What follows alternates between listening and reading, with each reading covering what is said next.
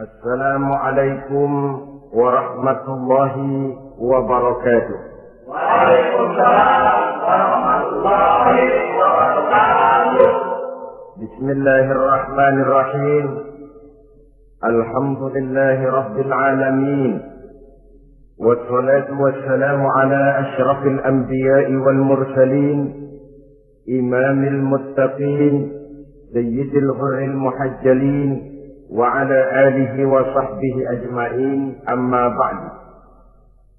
Saudara-saudara kaum muslimin rahimakumullah. Pada pertemuan terdahulu sudah kita bicarakan tentang memperbaiki akhlak. Baik akhlak kepada Allah Subhanahu wa taala, akhlak kepada sesama manusia, maupun akhlak kepada makhluk Allah lainnya di luar manusia. Kemudian secara umum Al-Imam Al-Ghazali rahimahullah membagi akhlak dalam dua bagian besar. Pertama, apa yang oleh beliau dinamakan al-akhlaqul mahmudah, yaitu akhlak yang terpuji. Seseorang yang kepada Allah ia bertauhid, dalam pergaulannya dengan sesama manusia ia mempunyai sifat-sifat yang terpuji, seperti rendah hati, sabar, jujur, ikhlas, dan lain sebagainya. Kemudian dalam sikapnya kepada makhluk Allah di luar manusia, ia dapat mengembangkan nilai-nilai ihsan sesuai dengan tuntunan imannya. Ini seluruhnya dinamakan al-akhlaqul mahmudah atau akhlak yang terpuji. Kemudian yang kedua oleh beliau dinamakan al-akhlaqul mazmumah, yaitu akhlak yang tercela. Seseorang yang di dalam sikapnya kepada Allah mempunyai sifat-sifat kufur, baik dalam bentuk kemusyrikan, kemunafikan, atau hal-hal yang bisa menyebabkan ia menjadi murtad. Lalu dalam pergaulannya dengan sesama manusia, ia mempunyai sikap yang tidak terpuji, sombong, ria, ujub, dusta, khianat, suka menggunjing dan memfitnah, dan lain sebagainya. Sedangkan sikapnya kepada makhluk Allah di luar manusia, ia senantiasa menimbulkan kerusuhan. Itu seluruhnya dinamakan dengan al-akhlaqul mazmumah atau akhlak yang tercela. Untuk memperoleh akhlak yang baik, yang dalam bahasa populernya dinamakan al-akhlaqul karimah, para ulama sufi memberikan tuntunan. Pertama, melalui jalan yang disebut tafalli. Yang kedua, tahalli, dan hasilnya nanti akan membuahkan tajalli. Tafalli artinya mengosongkan diri dari segala macam sifat yang tercela. Sombongnya dibuang, riaknya dihilangkan, suka fitnahnya musnah, dustanya berhilang. Itu semuanya dinamakan tafalli, mengosongkan diri dari seluruh sifat-sifat yang tercela. Apabila ini sudah berhasil dilaksanakan oleh seseorang, ia naik kepada tingkat yang selanjutnya dinamakan tahalli. Tahalli artinya menghiasi diri dengan seluruh sifat-sifat yang terpuji. Bila sombongnya hilang, berganti dengan tawadhu. Bila dustanya hilang, berganti dengan jujur. Bila khianatnya hilang, dihiasi hatinya dengan amanah, dan begitu selanjutnya. Hasil daripada tahalli, menghiasi diri dengan segala sifat-sifat yang terpuji, akan mengantarkan orang untuk sampai kepada tajalli, bisa menyaksikan kebesaran Allah Subhanahu wa ta'ala. Maka pada pertemuan kali ini kita akan mulai dengan yang pertama, tafalli, mengosongkan diri dari seluruh sifat-sifat yang tercela, menjauhkan diri dari semua akhlak-akhlak yang tidak baik. Dan pertemuan ini akan kita mulai dengan membicarakan dusta dan akibatnya. Saudara-saudara kaum muslimin rahimakumullah, salah satu nikmat yang diberikan Allah kepada kita makhluk manusia dalam hidup ini adalah kemampuan untuk berkata-kata, kemampuan menyalurkan hasrat hati dan keinginan jiwa melalui ucapan dengan bahasa sebagai alat komunikasi. Sehingga orang lalu berkata bahwa al-insan adalah hayawanun natis. Manusia sebenarnya adalah binatang juga. Cuma saja manusia binatang yang pandai berbicara. Oleh karenanya ini merupakan satu nikmat yang sangat besar yang perlu kita syukuri. Lidah bisa menempatkan seseorang pada posisi yang tinggi. Lidah juga bisa menempatkan orang pada posisi yang paling rendah. Karena lidahnya orang dipuji, karena lidahnya orang dicaci maki dan dicela. Pendeknya seperti kata pepatah, al-lisan saghirul jirmi azimul jurmi. Lidah itu walaupun kecil bentuknya tetapi besar akibatnya. Hampir sebagian besar dari kesulitan-kesulitan yang menimpa manusia pada mulanya disebabkan oleh lidahnya. Sehingga pepatah mengatakan, salamatul insan fi hifdzil lisan. Manusia akan selamat apabila dia pandai menjaga lidahnya. Seperti orang kita bilang, lidah tidak bertulang. Artinya, bicara kadang-kadang demikian enak. Bicara kadang-kadang demikian nikmat. Tidak terasa akan membawa akibat yang tidak pernah kita perhitungkan sebelumnya.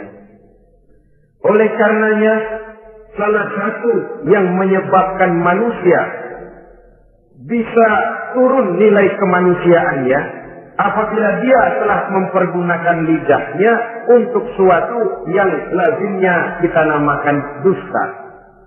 Apa sebenarnya dusta itu? Dikatakan al-kadzib huwa adamu mutabaqatil khabar lil waqi'. Dusta ialah tidak adanya persesuaian antara berita dengan kenyataan. Itu yang dinamakan dusta.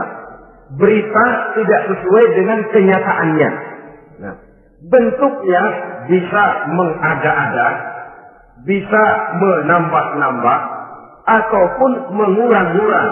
Itu bentuk-bentuk daripada tidak sesuainya berita dengan kenyataan. Mengada-ada, yang tidak ada diada-adakan. Itu jelas merupakan dusta. Kemudian menambah-nambah. Beritanya sebenarnya cuma 1 meter, tapi disampaikan orang kepada kita 5 meter, yang 4 meter tambahan. Disitulah kemungkinan terjadinya penyusupan-penyusupan berupa dusta adanya. Ataupun mengurang-urang. Beritanya sebenarnya 8 meter, sampai ke kita cuma 2 meter, yang 6 meter berita itu dikorup. Itu juga sudah bagian tersendiri daripada yang dinamakan dusta. Oleh karenanya kita harus berusaha. Pertama dari sifat mengada-ada. Yang tidak ada diada-adakan. Itu jelas dusta. Dan ini pekerjaan paling enak memang. Orang seakan-akan terpesona. Orang seakan-akan kagum. Padahal kita mengada-ada. Barang yang tidak ada diada-adakan. Rasul juga pernah, saudara-saudara. Tapi bernada seperti ini, namun jujur. Satu saat beliau sedang duduk, ada seorang perempuan mengendarai onta, sudah tua sekali ontanya. Lalu Rasul bangun menegur orang tadi, "Bu, kenapa naik anak onta?" katanya. Perempuan ini bilang, "Ya Rasul, yang saya kendarai ini bukan anak onta, tapi biang onta." Begitu. "Iya, tapi dia punya ibu kan, onta ini?" "Punya." "Nah, kalau dia punya ibu kan artinya dia anak juga." "Ya memang." "Nah, kalau begitu kan artinya ibu memang naik anak onta." "Lah ya iya kalau itu sih." Kelihatannya mengada-ada, tapi memang benar begitulah adanya. Pura untuk menghidupkan suasana, tapi tidak terlalu berlebih-lebihan. Yang kedua jenis daripada dusta itu menambah-nambah. Ini juga paling enak. Orang sering bilang, kalau kita ngirim duit, jangan harap kurang, jangan harap tambah. Tapi kalau kita ngirim berita, jangan harap kurang. Duit kita kirim kepada orang, jangan harap tambah. Kurang, jangan harap kurang. Atau jangan harap tambah, kurang bisa. Tapi kalau berita kita kirim kepada seseorang, jangan harap kurang itu berita, nambah bisa. Atau kemudian mengurang-urang. Ini juga termasuk jenis daripada dusta. baik mengada-ada atau menambah-nambah kemudian mengurang-ngurangi, seluruhnya merupakan pekerjaan yang paling enak. Kita anggap sesuatu yang biasa, padahal akibatnya nanti akan menjadi luar biasa. Saudara-saudara kaum muslimin rahimakumullah, apa bahaya dusta dalam kehidupan manusia? Pertama, bagi dirinya sendiri. Orang yang berdusta sebenarnya sudah membahayakan dirinya sendiri. Apa bahayanya? Pertama, ia akan dikucilkan dari pergaulan. Sekali dia berdusta, orang mungkin masih percaya. 2 kali dia berdusta, orang mungkin masih bisa mentolerir. 3 kali dia berdusta, orang ngecap. Ini memang udah wataknya nih. Hobi kah kalau begini? Akhirnya dia dikucilkan dari pergaulan. Lain hari, walaupun dia serius bicara, orang nggak lagi nanggapin sebagaimana yang semestinya. Dikucilkan dari pergaulan. Akibat apa? Akibat dari dusta yang dilakukannya. Akan merugikan dirinya sendiri. Ada satu cerita sekarang. Seorang pengembala kambing sedang mengembalakan kambing di tanah lapang. Satu hari iseng dia sendirian. Ini orang kampung pengen tahu dibohongin. Teriak dia, tolong ada serigala, ada serigala. Mendengar teriakan ini karuan, satu kampung orang nyaris keluar semua. Yang bawa pentungan, yang bawa golok, yang bawa pisau. Mana serigalanya mana? Ini pengembala tadi nyengir. Kagak ada. Gua bohongin lo. Sudah. Pulanglah orang kampung ini. Sekali, besoknya begitu lagi. Keluar lagi orang kampung, ternyata juga tidak ada serigala. Pada hari yang ketiga, serigalanya benar-benar datang. Si pengembala tadi pucat, lalu teriak-teriak, tolong ada serigala datang. Nah orang kampung udah nandain. 2 kali kita dibohongin, ini paling dia bohong lagi. Satu pun tidak ada orang kampung yang keluar untuk menolong. Akhirnya kambingnya habis dimakan oleh serigala. Yang rugi dirinya sendiri. 1 kali dia bohong, orang percaya mungkin. 2 kali dia bohong, orang masih tolerir. 3 kali dia bohong, orang nandain. Terkucil dari pergaulan akibat daripada perbuatan dusta. Oleh karenanya saya yakin tidak seorang pun di antara kita yang suka berteman dengan seorang pendusta. Karena apa? Seorang pendusta tidak akan segan-segan menjual temannya sendiri. Mengkambing hitamkan temannya sendiri. Artinya juga merusak pergaulan di dalam kehidupan ini. Penyakit yang bahaya yang kedua bagi diri orang yang berdusta itu sendiri. Sifat dusta menyuburkan watak munafik. Nabi bersabda, ayatul munafiki salatu. Tanda-tanda orang munafik itu ada 3. Tandanya, biasanya kalau tandanya ada, ya munafiknya insya Allah ada. Apa tanda orang munafik itu? Pertama, iza haddatsa kadzdzaba. Apabila berbicara selalu bohong. Belum pernah kalau bicara ya bohong. Bohong itu sudah jadi lalapnya. Artinya enggak lumrah ngomong kalau enggak dicampuri bohong. Seperti kurang enak makan kalau tidak pakai lalap. Ada saja bohong yang dibuat-buatnya. Ini ciri atau tanda daripada orang-orang munafik. Apabila berbicara selalu berdusta. 1. Yang kedua, wa iza wa'ada akhlafa. Apabila berjanji dia selalu ingkar. Selalu ingkar tanpa unsur yang dibenarkan oleh syar'i, itu termasuk ciri daripada orang-orang munafik. Karena itu kita oleh agama diajarkan jangan memastikan sesuatu. Pernah Rasulullah ditegur oleh Allah Subhanahu wa taala ketika datang orang bertanya, "Ya Rasul, Ashabul Kahfi itu sebenarnya berapa orang jumlahnya?" Ada yang bilang 5 orang, 6 dengan anjingnya. Ada yang bilang 6 orang, 7 dengan anjingnya. Ada yang bilang 8 orang, 9 dengan anjingnya. Yang benar yang mana Rasul? Rasul menjawab, besok. Jawabannya besok. Kenapa Rasul berani mengatakan jawabannya besok? Sebab beliau ngandelin. Biasanya kalau ada pertanyaan dari umat, lalu turun wahyu sebagai jawaban atas pertanyaan tadi. Sudah. Besoknya dari pagi Rasul nunggu wahyu turun. Enggak turun. Besok nunggu lagi. Enggak turun juga. Bingung.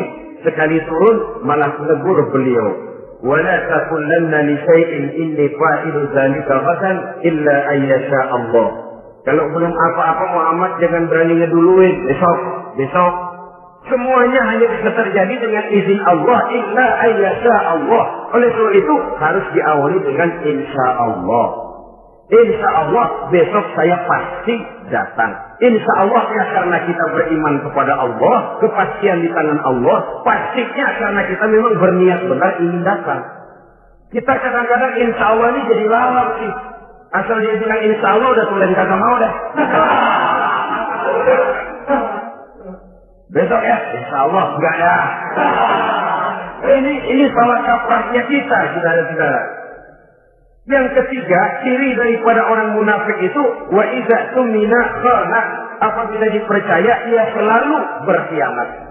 Tidak pandai menjaga amanah dalam kehidupan ini. Tidak boleh mendapat satu kepercayaan lalu dikhianatinya kepercayaan itu. Maka jangan lupa bahwa kita diberikan lidah, kita diharuskan memelihara lidah. Dengan apa? Menjaganya daripada sifat-sifat dusta. Apabila berjanji, kita berusaha menepati. Apabila dipercaya, kita berusaha menjaga amanah. Kenapa? Mencari kepercayaan itu sulit, saudara. Tetapi memelihara kepercayaan itu jauh lebih sulit. Apalagi kalau yang bernama rahasia. Rahasia itu memang selama masih ada dalam hati. Kalau sudah kita bicarakan kepada orang lain, itu sudah bukan rahasia lagi sifatnya. Memang sih, pada mulanya kita bisa ngomong. Nih gue ngomong begini nih sama lu doang nih. Lu jangan ngomong-ngomong sama yang lain ya. Nanti yang kita ajak ngomong lagi sama orang lain. Nih sama lu doang nih. Jangan ngomong-ngomong sama yang lain. Akhirnya kan terus sampai walaupun setiap kali ngomong mesti cuman malu doang ya. Tapi akhirnya tuh beritanya jadi merata menjalar. Kenapa? Rahasia adalah apa yang ada di dalam hati. Jikalau sudah kita bicarakan kepada orang, sudah bukan rahasia lagi namanya. Apalagi sifat manusia. Kalau dia lagi seneng sama kita, jangankan perbuatan kita yang baik, perbuatan kita yang salah pun masih dibenarkan juga. Tapi kalau dia sudah jengkel sama kita, jangankan kita main judi, kita ngaji masih salah. Itu kalau orang sudah nggak senang itu ya begitu. Dia benci sama kita. Jangankan kita main judi, kita baca Quran masih salah. Tapi kalau dia senang sama kita, hampir matanya itu hilang dari penilaian-penilaian yang objektif. Oleh karenanya, sifat dusta menyuburkan sifat kemunafikan di dalam diri seseorang. Yang diantara tandanya tadi, iza haddasa kadzaba. Apabila berbicara, ia selalu berdusta. Kemudian bahaya yang ketiga, orang yang selalu berdusta jauh dari ketenangan. Sebab apa? Pada saat kita mendustai seseorang, orang itu mungkin percaya. Tapi makin dia percaya, makin tersiksa batin kita. Kenapa? Hati kita sendiri ngomong, gue percaya kok mau bohongin. Kita sendiri tahu bahwa kita bohong. Itu yang menyiksa batin. Jauh dari ketenangan. Apalagi akan timbul satu sifat was-was. Ntar dia tahu. Bagaimana kalau rahasia ketahuan? Bagaimana kalau dia tahu saya bohong? Ini akan menyebabkan seseorang jauh dari ketenangan hidup. Makin rajin dia berdusta, makin tersiksa jiwanya. Lain kalau hatinya sudah mati. Dusta memang sudah jadi profesinya, kebiasaannya. Tidak merasa menyesal, tidak merasa berbuat salah. Dusta itu sudah jadi hobi.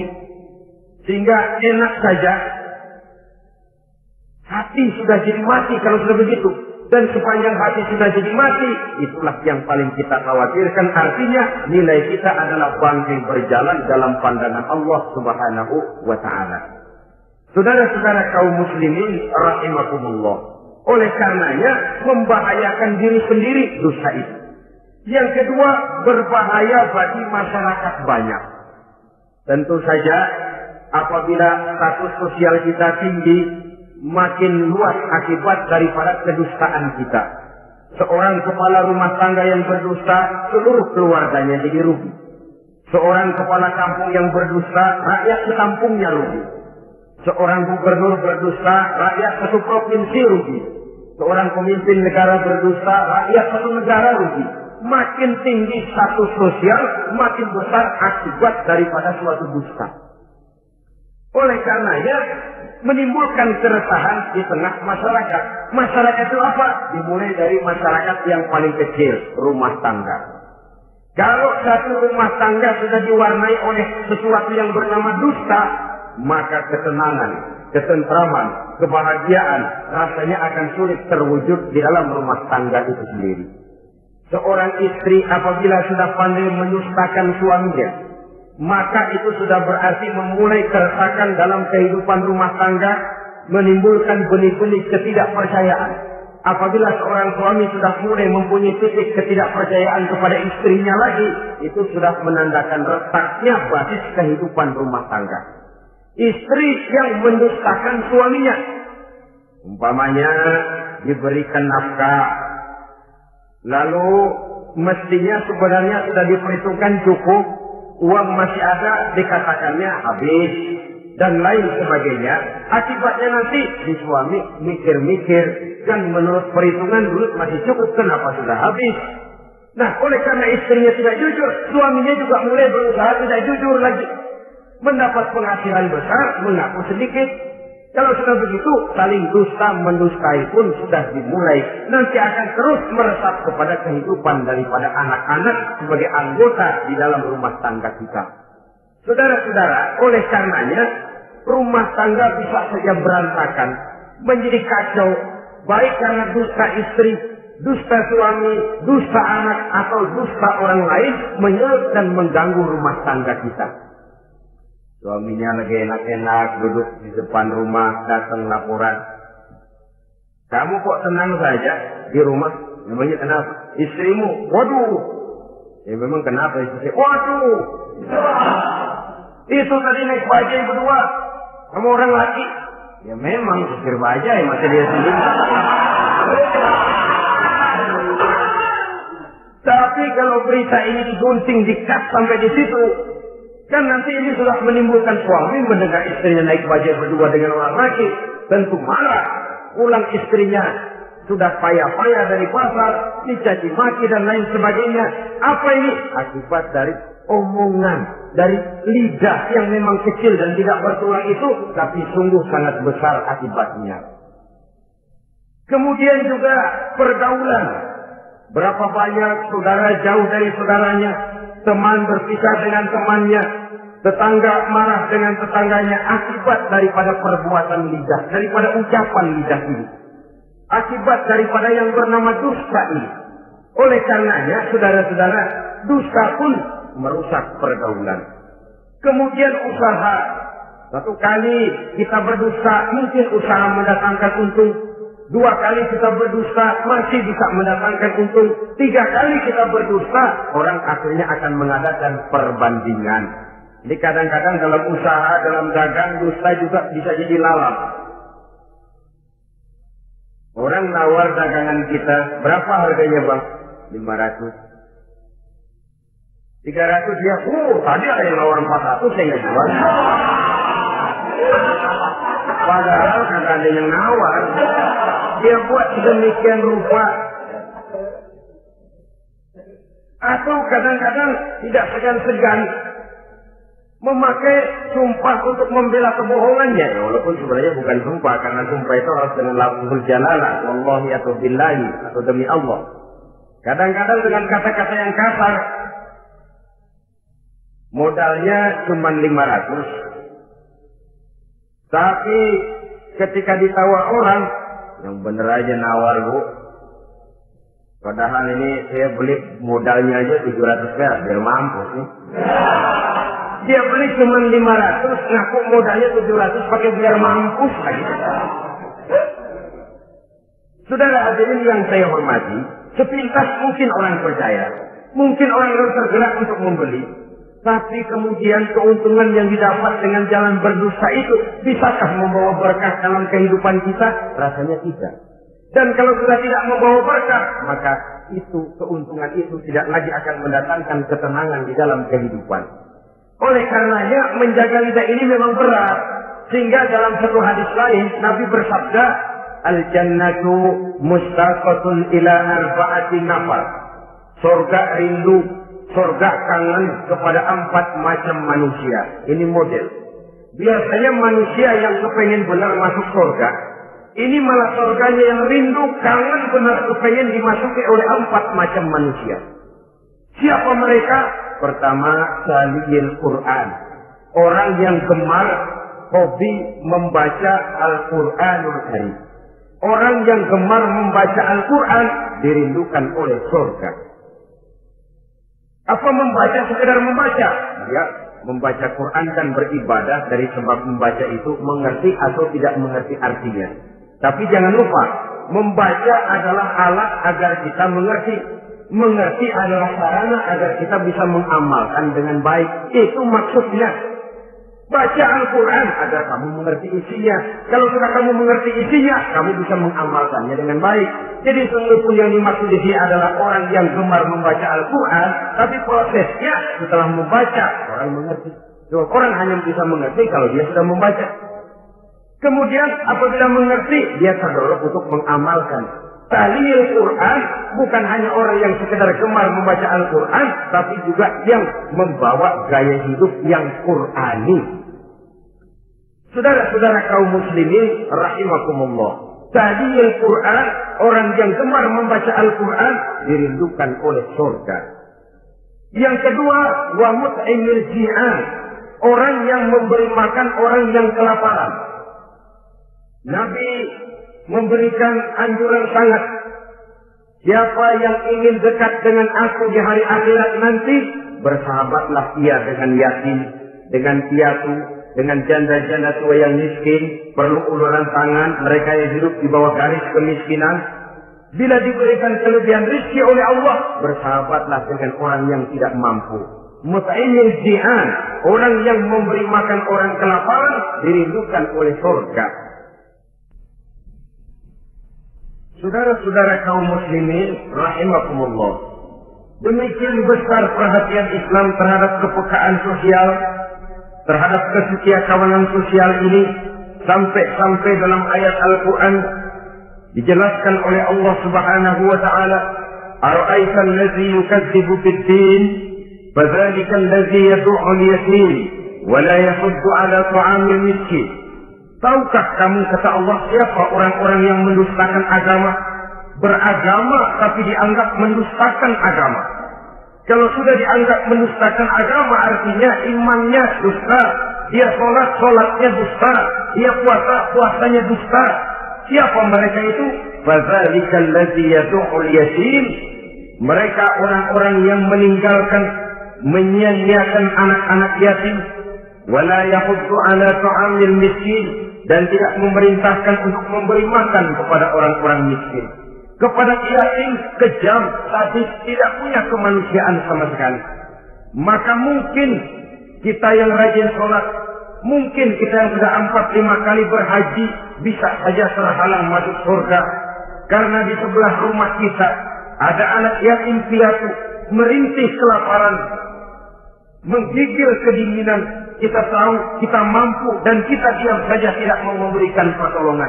Itu yang mungkin bisa menghalangi kita untuk sampai ke surga. Oleh karenanya, salah satu jenis manusia yang dirindukan oleh surga, mut'imil ji'an, orang yang memberi makan orang yang kelaparan. Yang ketiga, orang yang dirindukan oleh surga, wasa'imina fi Ramadan, orang yang melaksanakan ibadah puasa di bulan suci Ramadan. Dan yang keempat, ini yang ada kaitannya dengan masalah kita, wa hafizil lisan. Salah satu manusia yang dirindukan oleh surga ialah orang yang pandai menjaga lidahnya. Artinya dia bisa menempatkan diri kapan waktunya bicara, kapan waktunya diam. Orang bilang memang kalau bicara itu perak, diam itu emas. Maksudnya, diam lebih berharga daripada bicara. Tapi orang memang harus pandai menempatkan diri. Artinya, tahu kapan waktunya bicara, kapan mestinya diam. Kalau waktu diam dia bicara, namanya dia tidak tahu diri. Kalau harus bicara dia diam, dia namanya juga tidak mau menyampaikan sesuatu yang seharusnya dia sampaikan. Sama saja ada orang bilang sedikit bicara banyak bekerja. Sebenarnya harus seimbang. Banyak bicara harus banyak bekerja. Biasanya kalau sedikit bicara banyak bekerja itu dua kemungkinan. Kalau nggak main catur, maling. Yang namanya maling, bicaranya sedikit. Maling buka jendela, lalu berbisik sama temannya. Udah tidur. Ngomongnya segitu, selebihnya dia kerja serapi-rapinya. Sebaliknya, banyak bicara, sedikit kerja, bahkan nggak pernah kerja. Orang gila. Coba saja lihat orang gila, ngomong melulu. Kerjanya nggak ada. Jadi oleh karena itu memang harus seimbang. Pendeknya kita harus tahu kapan mesti bicara, kapan mesti diam. Kalau menghadapi kebatilan kita diam, kata Nabi, as-sakitu 'alal batil syaitanun akbar. Orang yang diam menghadapi kebatilan, setan gagik. Masya Allah, saudara-saudara. Ada munkarat, ada maksiat, ada kebatilan, ada kezaliman. Dia diam tidak mau menyampaikan yang benar, itu setan gagik. Sehingga dikatakan ulil haqqa walau kana murran, sampaikan, katakan yang benar walaupun baik. Dan memang menyampaikan kebenaran bukan main pahitnya. Bukan main getirnya, banyak resikonya. Tapi ini sesuatu yang harus kita sampaikan. Sebab kata Nabi tadi, orang yang diam menghadapi satu kebatilan sama saja dengan setan gagik. Orang yang pandai menjaga lidahnya dirindukan oleh surga. Dan ini walaupun kelihatannya pekerjaan ringan, kecil, berat, saudara-saudara. Bahkan diceritakan Nabi Ibrahim itu pernah nangis di hadapan Allah Subhanahu wa Ta'ala. Ketika ditegur ditanya, kenapa kamu menangis Ibrahim? Saya ini seumur hidup pernah 3 kali berdusta, ya Allah. Bagaimana saya tidak bingung mempertanggungjawabkan ini di hadapanmu? Nabi Ibrahim seumur hidup 3 kali bohong, bingung, nangis. Kita sehari 16 kali bohong, nyengir. Nggak ada pinginnya, menghobi. Kalau nggak bohong, puyeng palanya. Tiap hari selalu mencari sasaran. Ya, apalagi bohongin. Saudara-saudara kaum muslimin, rahimakumullah. Kelihatannya pekerjaan ini kecil, ringan, tapi sungguh berat.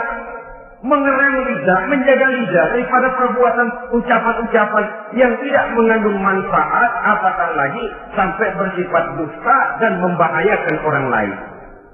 Oleh karenanya, dusta ini kalau dalam agama, berdusta dalam agama biasanya munafik. Mulutnya beragama, tapi hatinya kafir. Jelas itu munafik. Itu dusta juga, dusta yang membawa kita kepada dosa kelas kasab. Ya kalau kita mendustai teman, memang dosa. Dosa yang nilainya tidak sebesar kalau kita mendustai agama. Tapi sungguh pun demikian, dosa kecil-kecil juga kalau ditumpuk banyak juga. Padahal kata Imam Ghazali, hati itu seperti kaca. Dosa itu debu yang nempel di kaca. Kalau debu-debu itu terus numpuk, kita malas ngelapnya, malas ngebersihinnya. Jadi satu berkarat di kaca, susah banget ngebersihinnya. Coba kaca kalau udah karatan, pakai sililet kita gosok, setengah mati. Begitu juga perbuatan dosa. Kalau kita senang dusta, ya enak dosa kecil, bohong lagi, bohong lagi, bohong lagi. Numpuk berkarat di hati itu dosa. Nah hati itu kalau sudah dilingkungi oleh karat, nur, cahaya kebenaran itu sulit untuk masuk. Karena dia sering berdusta, orang lain dianggap sama juga sama dirinya. Ini yang celaka. Oleh karenanya, timbul sifat menyamakan orang lain dengan keadaannya sendiri. Dikala itu, hati yang sudah penuh dengan noda-noda dosa itu sudah berkarat. Sehingga sulit untuk dibersihkan lagi. Itu sebabnya Nabi berpesan, ittaqillaha haitsu ma kunta wa atbi'is sayyi'atal hasanata tamhuha wa khaliqin nasa bi khuluqin hasanin. Bertakwalah kamu kepada Allah dimanapun saja kamu berada. Bertakwa dimanapun saja kamu berada. Di pasar takwa kita, di kantor takwa kita, di masjid takwa kita, di rumah tangga bertakwa kepada Allah dimanapun saja kamu berada. Kita sih kadang-kadang takwa juga cuma musinan. Takwa kita pakai tempat. Asal lagi duduk di masjid dengerin pengajian, dengar kiai pidato, manggu takwa. Keluar dari masjid, teler aja lagi.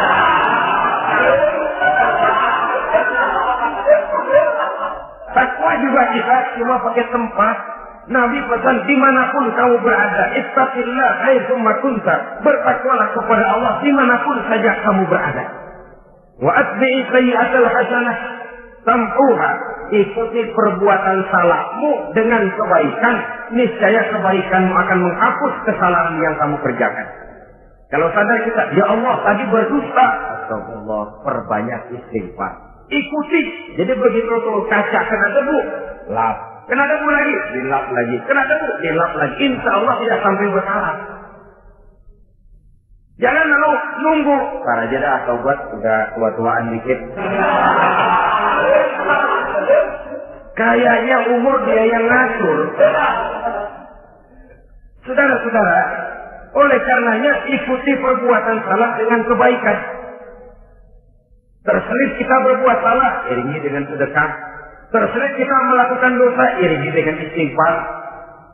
Melihat sesuatu yang haram, astagfirullahaladzim. Lalu dipalingkan, jangan mulut astagfirullah, mata melotot.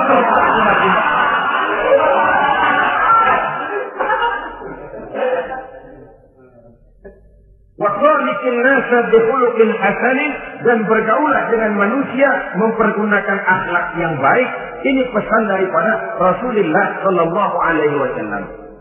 Jadi oleh karenanya dusta dengan seluruh akibatnya ini bisa menimbulkan bahaya bagi diri sendiri, bagi rumah tangga, dalam pergaulan, dalam usaha, dalam masyarakat, bahkan pada akhirnya bagi kehidupan suatu bangsa dan satu negara. Lidah yang kecil tapi besar akibatnya bisa menyengsarakan manusia atau menempatkan manusia dalam satu posisi yang tinggi. Kalau kita adakan suatu perbandingan, Nabi Ibrahim seumur hidup 3 kali saja berdusta, nangis di hadapan Allah. Kita yang hampir tidak ada hari, ya, kalau orang sekarang bilang tiada hari tanpa olahraga. Rasanya kita kalau mau jujur bisa juga bilang tiada hari tanpa bohong. Pernahkah kita menangis menyesali dusta yang sudah kita lakukan? Berapa banyak orang yang sudah kita janjikan kita gantung dengan janji itu. Padahal dia punya hajat yang demikian sangat bergantung kepada kita. Tapi lidah ini enak saja. Gampang dah. Tar. Sok. Gampang dah itu mah. Beres dah beres. Enggak ada yang enggak beres. Semuanya kalau lidah kita beres, gampang, ntar, besok, enak, endah aja. Habis orang kita gantung dengan harapan. Padahal kita tidak bermaksud memberikan harapan itu. Sementara kita melangkah melenggang dengan senyum, sedang orang lain menggerutu. Saudara-saudara kaum muslimin rahimakumullah, ini pada gilirannya akan kembali penyakitnya kepada diri kita juga. Menyuburkan watak munafik, mengucilkan kita dalam pergaulan, dan menjauhkan kita daripada kesenangan hidup. Karenanya dusta memang berbahaya. Dalam perjuangan, dusta akan menimbulkan watak pengkhianatan. Dusta juga bisa menyebabkan munculnya musuh-musuh dalam selimut, yang pura-pura berteriak membantu perjuangan tapi di belakang mencari titik kelemahan kita. Oleh karenanya, mencari teman yang bisa diajak tertawa itu gampang. Mencari teman yang mau diajak menangis itu sulit. Mencari teman yang mau diajak nyanyi banyak. Tapi mencari teman yang mau diajak berkeluh kesah itu yang langka. Oleh karenanya, di dalam kehidupan ini, untuk menjaga lingkungan pergaulan, mari kita berusaha untuk menjaga lidah dengan sebaik-baiknya. Nah, apa semua bohong tidak boleh? Ada bohong yang ditolerir. Di antaranya, kata Nabi, salasun laisa minal kadzdzab. Ada 3 macam bohong yang tidak dianggap bohong. Bohong tapi tidak dianggap bohong. Dusta tapi tidak berdosa. Kalau memang harus bohong, carilah bohong yang tidak dosa. Bahkan insya Allah ada pahalanya kalau kita ikhlas. Apa itu? Pertama, hadisul rajulu limar'atihi au hadisul mar'atu li zawjiha. Bohongnya seorang suami untuk menyenangkan hati istrinya. Gak apa-apa. Untuk menyenangkan hati istrinya. Misalnya, suami pulang dari kantor, perutnya lapar. Begitu makan, nyobain sayur, asinnya luar negeri. Baru dicobain sedikit, suaminya udah celam-celam. Melotot matanya. Istrinya negor, bang, sayur keasinan ya? Wah. Kalau soal keasinan bagus, bagus. Cuma tadi di kantor saya sudah diajak makan oleh teman, jadi masih kenyang. Simpan saja lah, nanti sore kita baru makan. Lapar, kesel, jongkok, tapi karena mau menyenangkan istri.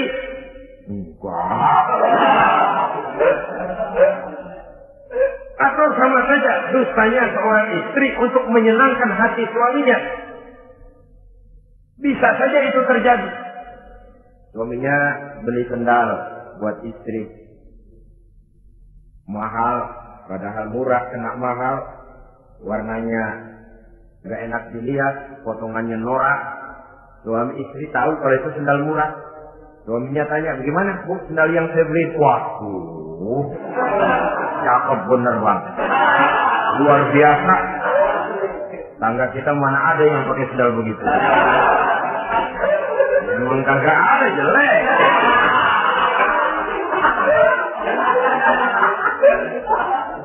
Tapi kalau waktu itu istrinya jujur, malah akan bisa menimbulkan keretakan. Bohong seperti ini termasuk bohong yang bisa ditolerir. Untuk menyenangkan hati istrinya atau untuk menyenangkan hati suaminya. Tapi lalu jangan dieksploitir. Jangan dieksploitir dalam arti untuk menutupi kedusta, untuk menutupi perbuatan salahnya lalu berdusta. Menutupi perbuatan salahnya, itu yang tidak boleh. Sebab bagaimanapun ditutupi, perbuatan salah toh akhirnya akan naik juga ke permukaan. Yang kedua, al-kadzib li islahi dzatil bain. Dusta untuk mendamaikan dua orang yang sedang berselisih. Itu boleh. Malah Raja Iblis, kalau ada dua orang yang sedang berselisih, marahan kita jadi tukang sulut, tukang ngipasin. Datang ke sana ngipasin, datang kemari ngipasin. Tidak mendamaikan. A marah sama B. Datang kita sama A katanya kamu marahan sama B. Ya itu B kurang ajar. Enggak begitu. Saya kemarin ketemu di si B, dia bilang kangen sama sampean, pengen ngobrol sama-sama. Padahal saya nggak pernah ngomong apa-apa. Dia bohong, dia olah sedemikian rupa supaya orang yang berselisih jadi damai. Itu bohong yang berpahala malah. Yang ketiga, bohong untuk menyelamatkan jiwa seseorang. Itu boleh. Ada orang mau membunuh. PKI nyari ustad. Nah, kamu tahu rumahnya Ustad Ano, kamu tahu? Tahu Pak. Gimana?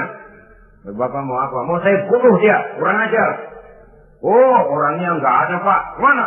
Tahu keluar negeri, keluarnya lagi kali dah. Jauh. Padahal orangnya ada di dalam, tapi dia berdosa untuk menyelamatkan jiwa orang yang sedang terancam. Itu malah boleh, bukan saja boleh, berpahala. Malah berdosa kalau dia jujur. Mau cari ustaz buat apa Pak? Mau saya bunuh? Ada Pak di dalam. Ada.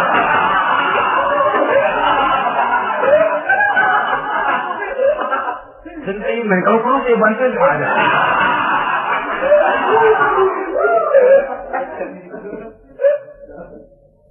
Hanya hanya jenis bohong-bohong seperti ini yang bisa ditolerir. Itu akibat di dunia, saudara. Kita sudah bisa terkucil dari pergaulan, retak rumah tangga, usaha mengalami kebentuan, masyarakat mengalami keresahan akibat dusta. Di akhirat nanti, na'udzubillah, summa na'udzubillah. Kita baca dalam riwayat Mi'raj, Rasul melihat orang yang lidahnya menyengser ke tanah, digunting, putus, bersambung lagi, digunting lagi, putus lagi, bersambung lagi. Kadang dituangi dengan coran api neraka. Na'udzubillah, coran neraka. Kita nginjak buntung aja lompat. Ini mulutnya dituangi dengan coran dari neraka. Innalillahi wa inna ilaihi raji'un. Iya, tapi kalau dituangi coran begitu dari neraka kan terus mati sekaligus. Iya, kalau terus mati lumayan. Neraka itu kata Quran, kullama natijat juluduhum baddalnahum juludan ghayraha liyazuqul azab. Tiap kali hancur kulitnya, kami buatkan kulit yang baru. Diazab lagi, hancur lagi, dibuatkan lagi. Untuk apa begitu? Liyazuqul azab, biar dia rasain. Kalau sekali kemplang mati mah enak. Pokoknya diazab di neraka, digejrot, mati, selesai. Lumayan. Ini nggak ada matinya. Pengen bangun lagi, kemplang lagi, persis dalam cemen.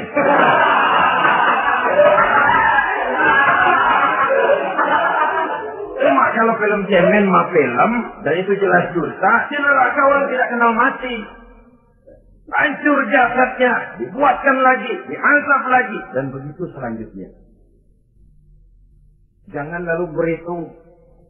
Kalau dosanya kebanyakan kan malaikat Malik gemes ntar dilemparin ke neraka, kelebihan liwat.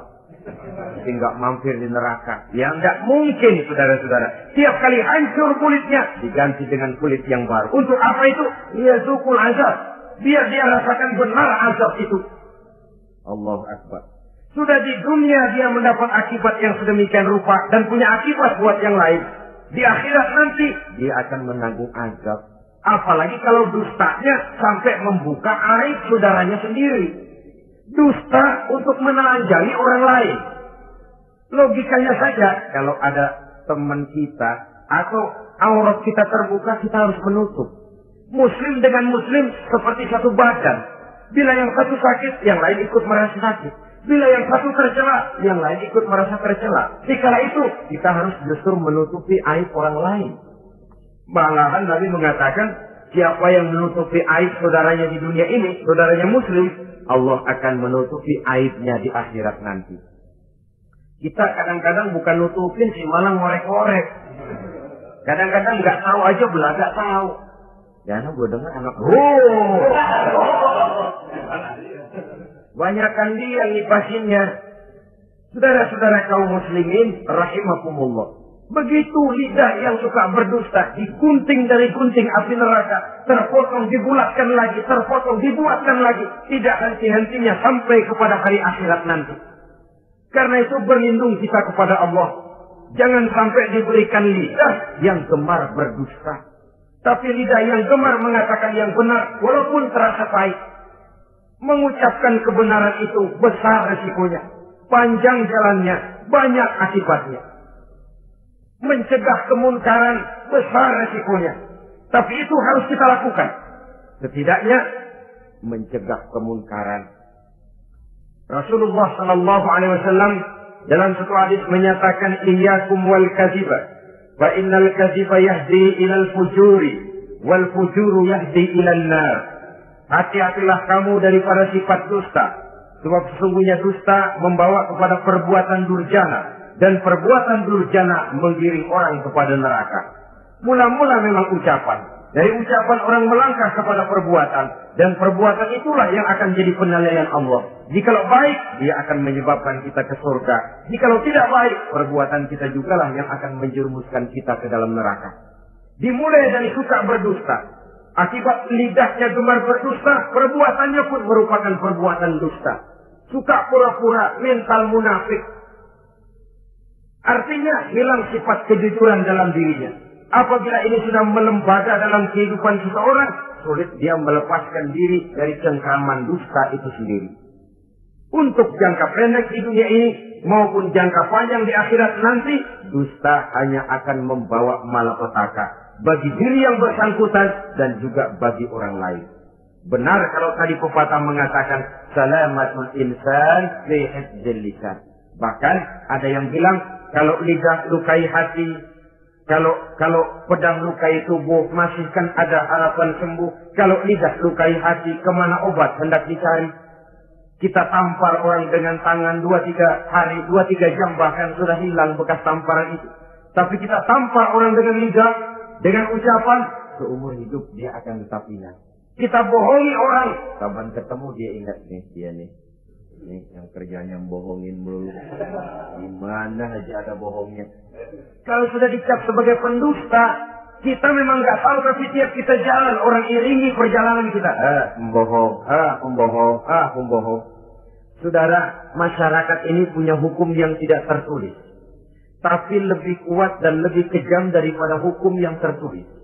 Sehingga lalu orang mengatakan sekali arang tercoreng di dahi, seumur hidup orang tak percaya. Ini artinya hukum masyarakat itu lebih kejam daripada hukum yang tertulis. Sekali kita dicap sebagai pendusta, lain kali kita mau benar-benar banget juga. Aku benar-benar banget ini, sumpah dah. Allah, sumpah lu udah lalap dah, udah laku. Ya Allah, kita sumpah pun orang nggak percaya. Ya kalau binatang kita pegang ekornya, barangkali. Tapi kalau orang jelas omongannya yang kita pegang. Ya kalau omongannya sudah nggak bisa dipegang, apanya lagi yang kita harapkan? Oleh karenanya, saudara-saudara, lidah yang kecil bentuknya tapi besar akibatnya ini harus diisi dengan nilai-nilai iman. Lidah yang sudah dimasuki nilai iman akan berat untuk berdusta, berat untuk memfitnah, berat untuk menggunjing, ringan untuk mengucapkan yang baik, ringan untuk zikrullah, ringan untuk baca Quran, ringan untuk musyawarah terhadap hal-hal yang baik. Lidah yang ada imannya, aduh berat saja kalau sudah memfitnah orang. Berat kalau harus menggunjing orang. Tapi lidah yang belum ada imannya, nyelonong saja. Licin kalau diajak fitnah. Licin kalau diajak ngata-ngatain orang. Licin kalau diajak mengadu domba orang lain. Dan ini akan berakibat nantinya timbulnya keretakan, keresahan sejak dari pribadi, rumah tangga, masyarakat luas. Akibat apa? Dusta. Dari sekian dusta yang paling kita khawatirkan adalah kalau kita sampai dicap oleh Allah sebagai pendusta agama. Beragama tapi dianggap pendusta. Agama sekedar lipstik. Agama sekedar dekorasi. Agama sekedar penghias kartu tanda penduduk, tapi hidup jauh dari tuntunan nilai-nilai agama. Pendusta-pendusta agama semacam ini pada gilirannya akan terkena penyakit yang disebut munafik. Iman lidahnya, tapi kufur hatinya. Islam ucapannya, tapi kufur perbuatannya. Nah, ini resikonya sangat besar. Adapun dusta-dusta kepada orang lain, dosa ya dosa. Tapi dosa yang mudah untuk bertobat. Kalau saya katakan mudah untuk bertobat, saya bukan merangsang kita untuk berdusta, bukan. Tetapi jangan lupa, seperti saya katakan tadi, bagaimanapun ringannya satu dosa, kalau ditumpuk, dia akan berurat, berakar, dan berkarat di hati kita. Dan bukankah hati itu merupakan cerminan dari seluruh panca indera?